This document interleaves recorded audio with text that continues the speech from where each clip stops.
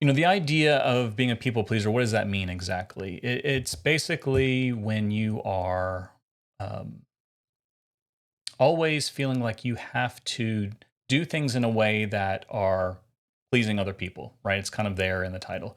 You are making decisions and saying things and kind of um, adjusting your own behavior in order to please someone else, right?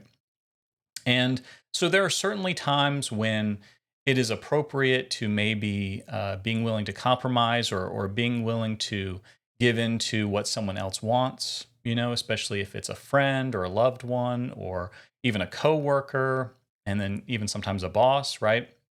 So if they want things a certain way, then yeah, sometimes that's fine and appropriate to being willing to say, yes, we can do it your way. The problem comes in when, first of all, that's what you're always doing, right? You're always essentially doing it the way someone else wants to do it. And if it's not for good reasons, right? And we're going to talk a little bit more about what those negative reasons are. But generally, you're going to be able to tell, right? Usually, the person that's the people pleaser, they start to feel that. You start to feel resentful. You start to feel like people don't really care what you want. You start to feel very negatively, and it can actually hurt some of your relationships because of the way that you have created your boundaries, because of the way that you're always allowing them to get their say and not you. So, what are some mindset shifts that would help with that, right? And so that idea of a mindset shift, I want to explain that just a little bit before we go into these. So, what does it mean to have a mindset shift, right? You need to change your mindset, which is basically just the way we think about things, right? So, we need to change the way that we think about these different things and the way that we kind of look at what we want compared to what others want. So there's some dynamics there going along with that. So let me go to, I decided to have some visuals here for you. I'm hoping it'll help because I got five of these. So there's five mindset shifts. So instead of just me talking for the whole time, I'm gonna have something for you to look at. So let's talk about shift number one. So shift number one is I don't need to be liked. I need to be real. And this is a really important one, right? I don't need to be liked. I need to be real. Now, of course, we like to be liked. Who doesn't like to be liked? We all do. But the problem is when we prioritize that over being real, when we prioritize being liked over being authentic, that creates a lot of problems. And maybe it doesn't seem so at first, because we are just kind of enjoying that feeling of someone liking us. But the problem is they're not liking us because of who we are. They're liking us because we're agreeing with them and giving them whatever it is that they want in that interaction, right? So keep that in mind. When you are the people pleaser, when you're just giving in to what someone wants in order to be liked, they're not liking you for you. They're liking you because of what you're giving them.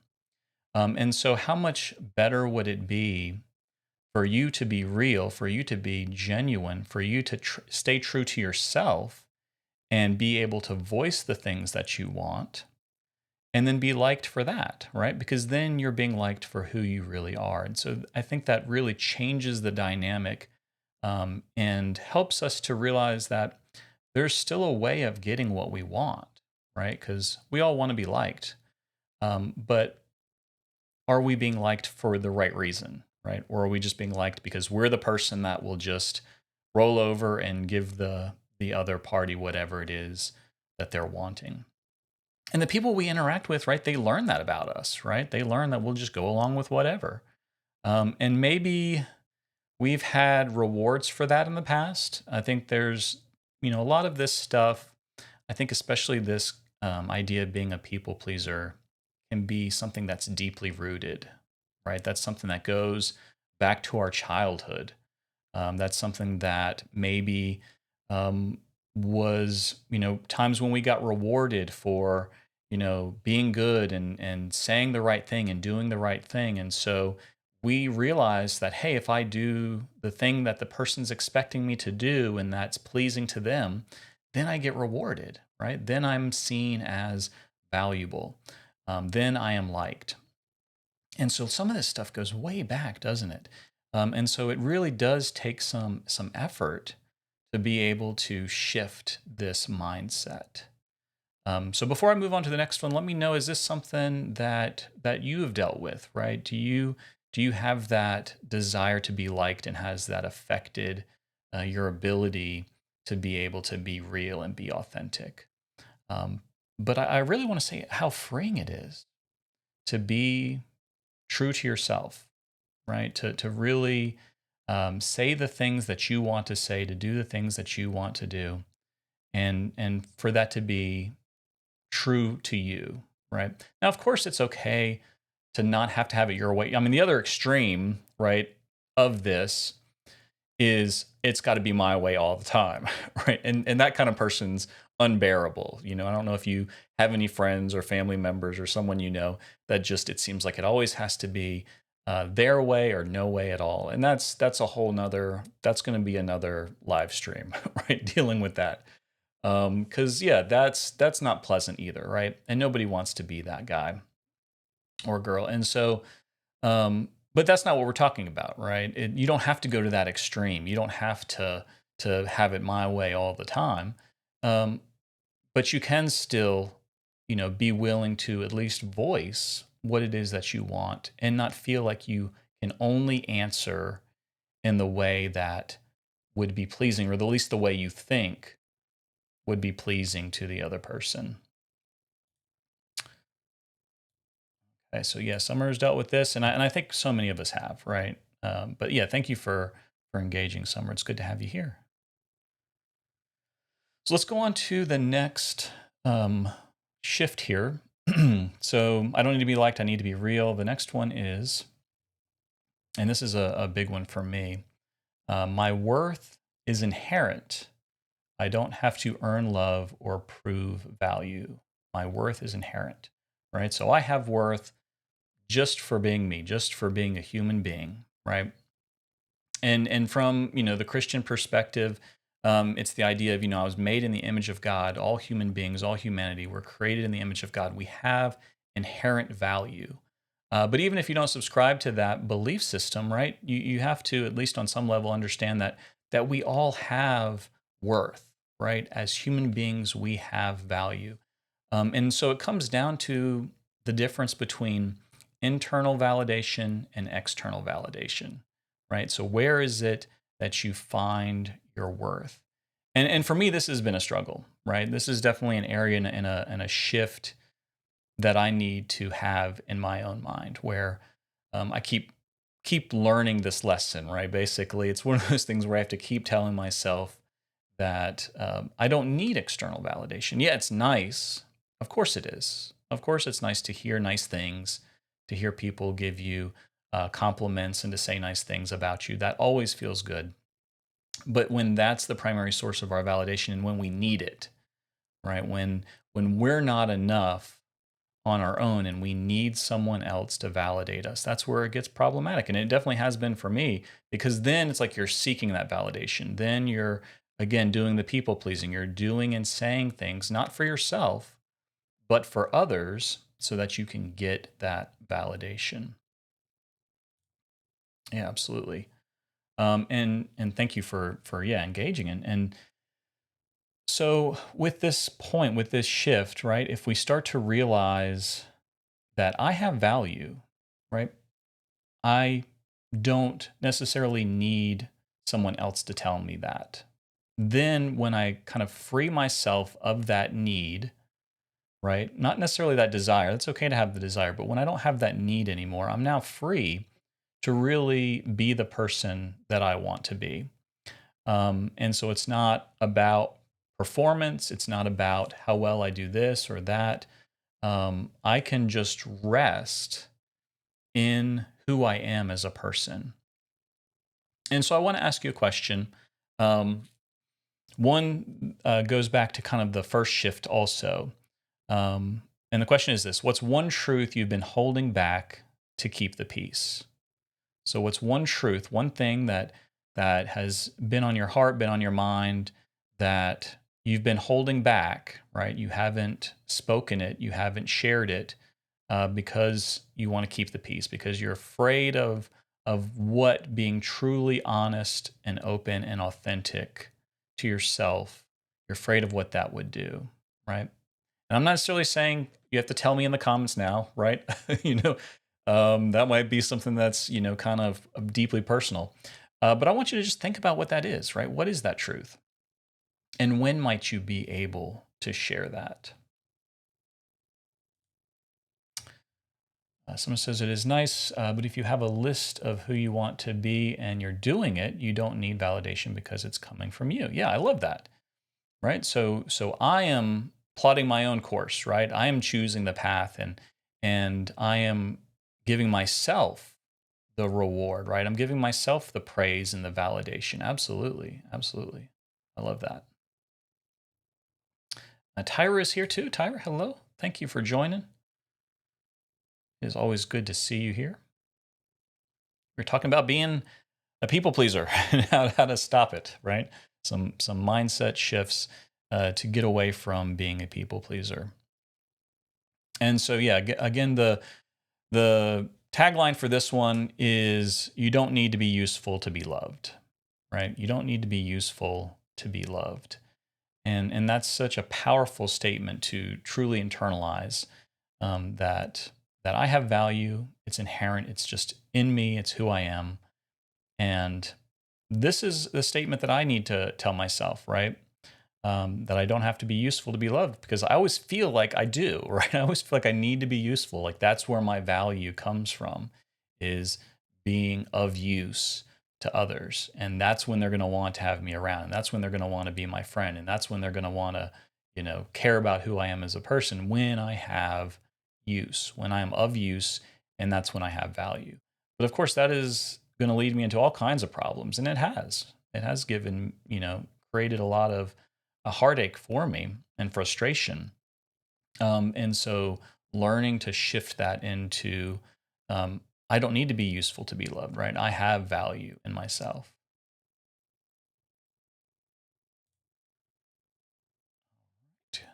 My lovely wife says sometimes we equate silence with peace. Ooh, silence with peace. But true peace is feeling like you can speak your truth. I love that. That is really great. And so, yeah, we've kind of learned this idea of like, well, if I just, keep my mouth shut, then there'll be peace. But sometimes, we need to be able to share our truth, right? The thing that we're feeling, the thing that is on our heart or mind to share. And if we don't feel like we can, um, then that's a problem, right? If we don't feel like we have the ability to share that, especially with someone close to us, then that's not really peace, is it? Summer says, absolutely not. Your existence and what you do with it is enough. Absolutely. Amen to that. I love it. Okay, so we've hit two of them, right? So mindset shift one was you don't need to be liked, you need to be real. Shift two is my worth is inherent. I don't have to earn love or prove value. And let's move on to the shift three, which is saying no is an act of self respect, not rejection. And so this is kind of the part where, yeah, we struggle with saying no, right? We want to be the person that always says yes, whatever is being asked of us.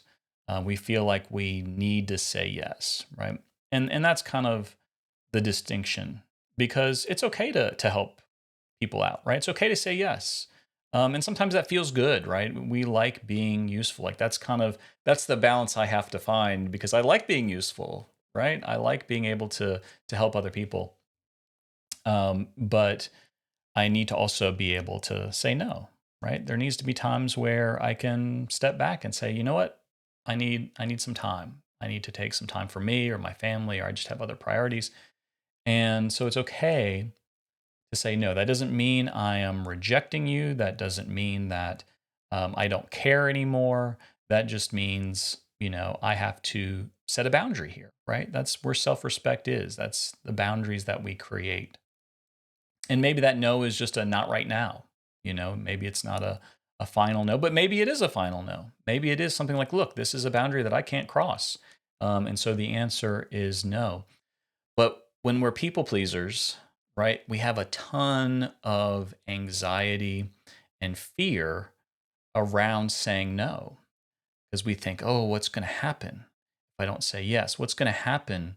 They're not going to like me anymore. They're going to be angry with me. Like we kind of catastrophize. I love that word, by the way. We catastrophize what's going to happen if we say no to someone, especially like a loved one, especially someone, that we're in a closer relationship with, where we really want to keep things good, right? We're very concerned with, messing things up in that relationship. And so we feel like we always have to say yes. And so that's, yeah, I love that, Summer. I'm not available for that. Right? I'm not available for that. So that's another way. So yeah, put that in your toolbox for sure. Instead of saying no, I'm not available for that. I love that.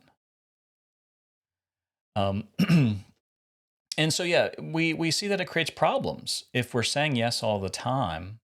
And then I think sometimes as people pleasers, and I was discussing this with my wife too earlier, where we almost feel like there's a reward that we'll get when we're not saying no, right? Like as long as we're saying yes, as long as we're going along with what they want, then we should be rewarded for that. And sometimes we don't get the reward we're looking for, right? We don't get the thing that we were wanting from that exchange. And of course, that brings frustration and anger and bitterness and resentment and all those negative things when the other person didn't agree to anything, right? We have to recognize that it's not like it was some kind of agreement that was made. Like if I do this, then you do this.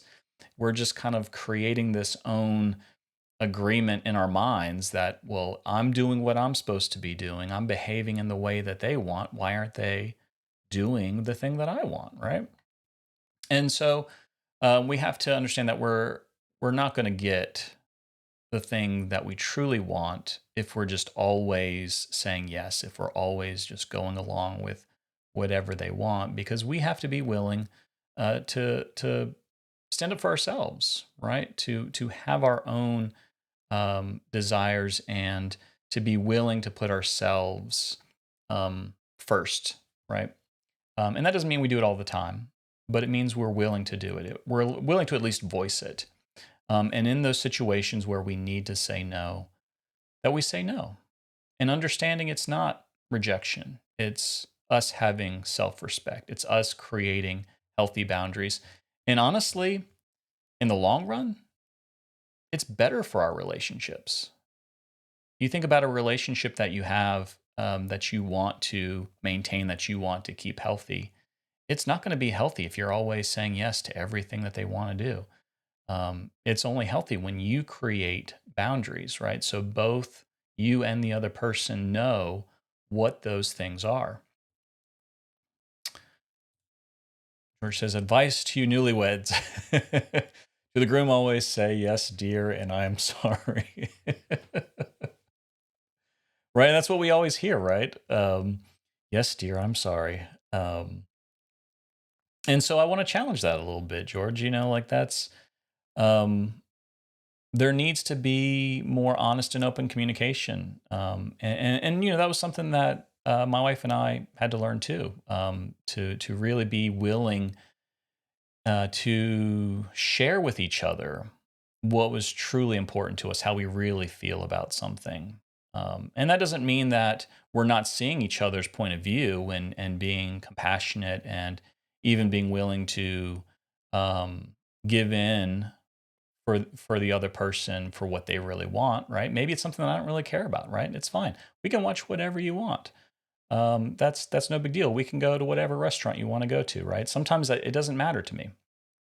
But then sometimes, there are issues that we do need to be willing to speak our piece, right? To give our side of it, to express the things that are important to us, because it's not really a very good, trusting, safe, and secure relationship if we don't feel like we can. And so that's ultimately what we're trying to build, especially with a spouse, right? So with your spouse and partner and whoever it is that's you're most close to, like, do you feel safe enough to be willing to share those things, right? Even if you know it might upset them, even if you know this might not be the thing that they want to hear right now.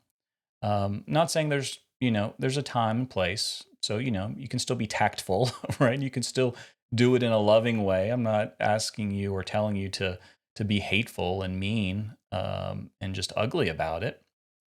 But we do also need to be honest and open, right? I think that's an important part that's missing from a lot of us who are struggling with this idea of being people pleasers. And so, are we willing to say no? That's our third shift. So we got three of them down.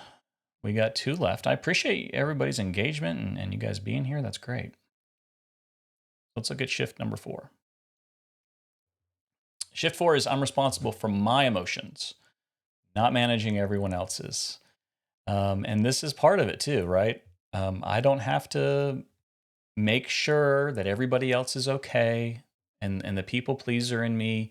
And this isn't too much of my struggle, right? This shift for me isn't as much, but I think it is for some people where they just want to make sure everybody else is okay. Is everybody all right? And so for them, right, they're tailoring their responses and their behavior for the benefit of others to try to keep everybody else placated, keep everybody else happy.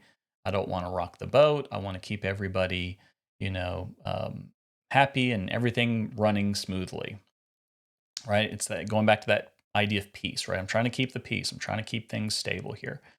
But the thing is, we're all humans, right? We're responsible for our own emotions, and that's important for us to take that responsibility for ourselves, but to not feel like we have to be responsible for other people, right? So they are going to be responsible for their own emotions, and I'm not responsible for that, right? That doesn't mean I'm going out of my way to make somebody angry. I'm not going out of my way to upset somebody, but I'm also going to be true and authentic, right? And so that might make it so that someone else isn't super happy with what I said or what I did.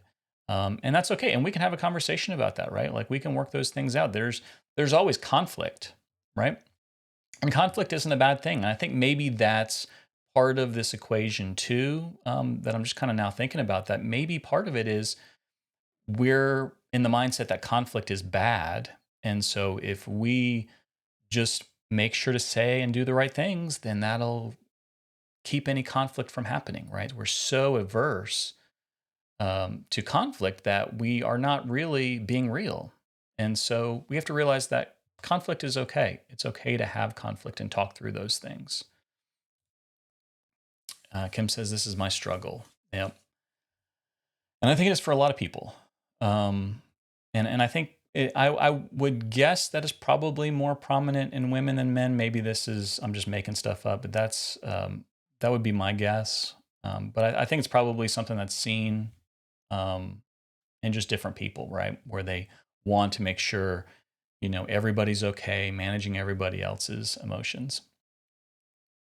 And so that's not to say we can't do things to try to help people feel better, right? If someone's having a bad day, if someone's distressed about something, anxious, whatever it is, right? We can certainly do and say things to try to help them feel better, but we can still do that while being authentic with ourselves. Again, it goes back to the conflict, right? If I do something or say something that you disagree with, even if you find it offensive, I'm certainly not meaning to offend, and I'm willing to talk with you about that, and maybe we can sort it out, or maybe we'll just have to agree to disagree. That's okay too. Conflict is just going to be a natural part of life because we are all humans. We're going to disagree, right? We're not some hive mind that all think the same thoughts. And so, because of that, there's going to be conflict. And so, realizing, yeah, I'm not responsible for everybody else. So, the question is, are you taking responsibility for your own emotions first? And then what are ways that you can let go of the need to feel like you have to manage everyone else's? What can you do to let go of that need, to release yourself from that responsibility? I think so many of these mindset shifts are freeing, right? It kind of releases us from this need. Like the more I think about it, it kind of creates this really tight, overbearing feeling that's just like, oh, I just have to keep holding it all together. I just have to keep it all going, and it's all on me to make sure everybody's okay. That's exhausting, isn't it? I mean, it's got to be exhausting. And so being willing to let go of that, being willing to say, look, I'm going to be me and I'm going to be kind, but I'm not responsible for how you feel. You're going to have to take that up. Okay, so George says, yeah, my struggle also. So yeah, it's many of us, right? Many of us deal with that. Okay, we got one left. Let's see what our last and final mindset shift is. Oh, wrong button.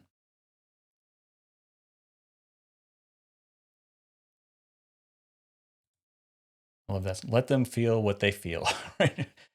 You're going to feel what you feel anyway, right? So let them. Um, and that's a great concept too, the idea of let them. And I think there's a book that just recently came out by Mel Robbins called Let Them. And I got the book and I started reading it, but I haven't gotten very far, so I can't tell you much about it.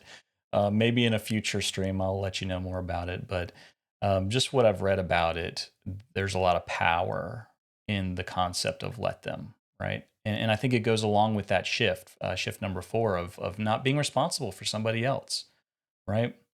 Um, yep. So some of you're familiar with that. Okay. Yeah, maybe you'll have to tell me a little bit more about it. I should just read the book, right? That's what it comes down to. I have a bad habit of buying books and then not finishing them, but maybe that's just me. Ashley is here. Ashley, good to see you. Thank you for joining. You caught us right towards the end here. We're on our last mindset shift, dealing with being a people pleaser. And this one we've kind of touched on a little bit, but the idea that I can be both kind and direct. I can be both kind and direct. And so the opposite of being a people pleaser doesn't mean you're mean and rude and demanding. And maybe that's what we've thought, like we see that as the opposite. But it's not, right? Really, the opposite is just being true and authentic and direct about what your needs are, about what your thoughts are, about what's true to you. And so we should have that, right? We should have that ability to be kind and direct. And honestly, I think it's appreciated more when we really learn to step into who we truly are, and when we have that confidence in ourselves, right? If we kind of pull a lot of these mindset shifts together, right? If we go back to the idea of mindset shift 2, where my worth is inherent, right? And I'm speaking from a place of authenticity, right? With kindness and being direct, then I think that really is appreciated by others, because then they get to see who we really are and they can deal with that person, right? Instead of us really being fake and not saying what we mean and just placating and just going along with whatever. And people never really know who we are because we never show them. We never speak it. We never demonstrate who we are to them by being direct, right? And so again, I'm not telling you to just go out and tell everybody off and tell them what you've always been thinking about them, and go pick some fights. I'm not telling you to do that. But think about when is it going to be most appropriate for you, right, to be direct? When have there been times in your life where you've felt I have to hold back? I can't show them who I really am because what if they reject me? What if they don't like me? And that's not a good feeling, right? So in those times, I encourage you to push forward through that, right? To kind of speak to yourself in the value that you have and being willing to be somewhat vulnerable, right? There's some vulnerability involved with this, to open up and be direct with people about who you are, about what you think, and about what you want.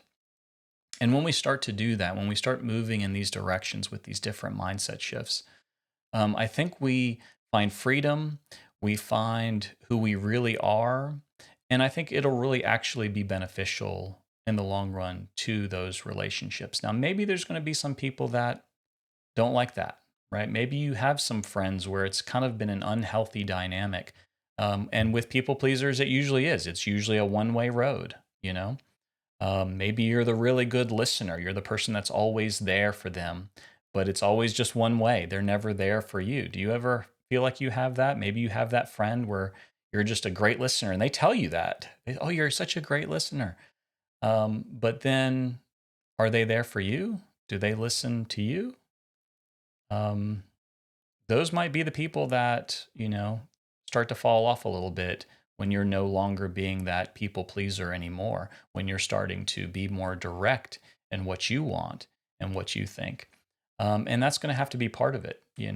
That's going to be part of this process of moving into who you really are and kind of cutting out that behavior of being a people pleaser. And so I encourage you to start moving in that direction. Right, got a few comments here. Let's see. Katie, read the book.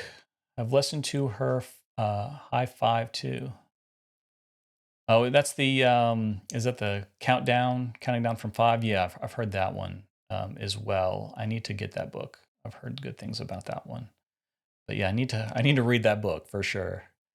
Um, and then last year I did a Bible study about this. It just takes a lot of work to do. Yeah. And it is, right? Like I'm not expecting, you listen to my live stream and boom, you got it solved. It's a mindset shift, right? And it takes time for us to change the way we think about things. And because, like I said, a lot of this goes back to way back, right? Deeply ingrained from childhood, even those things that are just really deep down. And so it does take a lot of work to be able to move past that. And when you speak your truth, it brings your authentic self to the surface. Yes, absolutely. I love that. And so are we willing to do that? Ashley says, how do you handle when someone says you're selfish for trying to put yourself first and saying no? So how do you handle it when someone says you're being selfish? Let me switch back over to this other camera.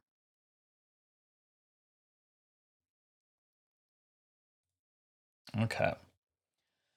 So again, this is kind of like what I was saying, right? There's going to be people that are not going to be happy if you've been that people pleaser, right? And then you start to change, right? You start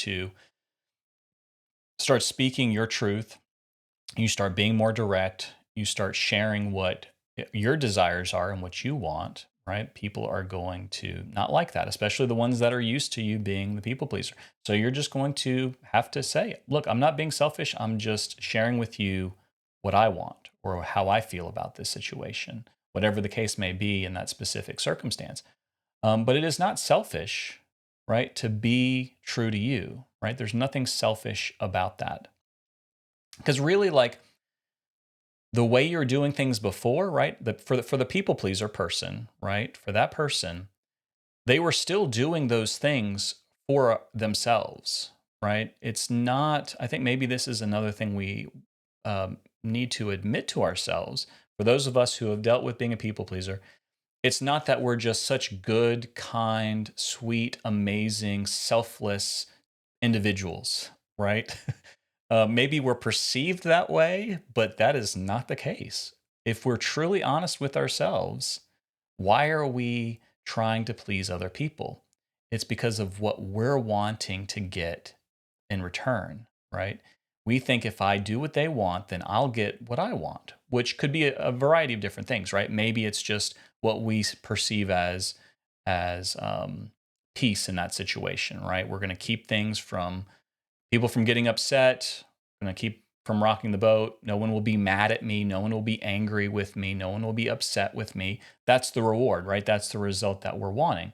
Or maybe it's we're wanting them to give us validation, right? We're wanting them to um, tell us how amazing and great we are. We want that kind of sense of of worth that we're trying to get from them.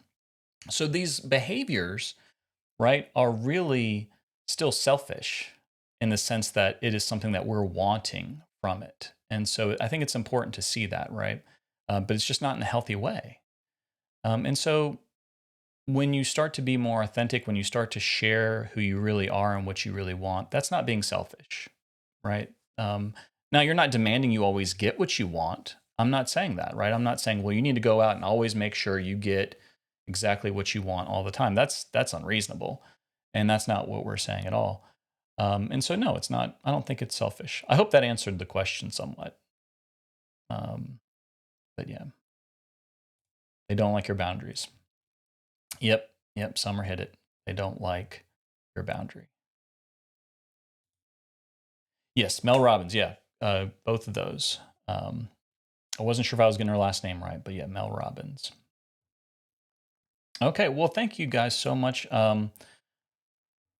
I hope that was helpful. I feel like this is definitely a topic that probably needs more conversation around and more development. And it is, I think, one of those things that it takes a bit of time, right? It takes a journey to really um, learn more about who we are, right? Really diving deep in understanding ourselves and then building up the courage to be willing to be authentic to others, right? And I think there's a great value in that. So I hope you guys found this helpful. If you're interested in going in a little more deeper with this, please feel free. I also do coaching. And so if you're interested in that, please just send me a message. We can set up a time and maybe this is an area, or maybe you have some other areas you'd like to discuss and we can go a little bit deeper into that and talk about those things. I'd love to extend to you a gift of a free session to be on a one-on-one coaching call with me, and we can talk more deeply about those things. But thank you, guys. It was great to get so much interaction. That's what I love about doing the live stream. So thank you so much. Yeah, George, thank you for coming. I'm glad you found some value in it, and I hope the rest of you did too. You guys have a great night, and I'll see you in the next one.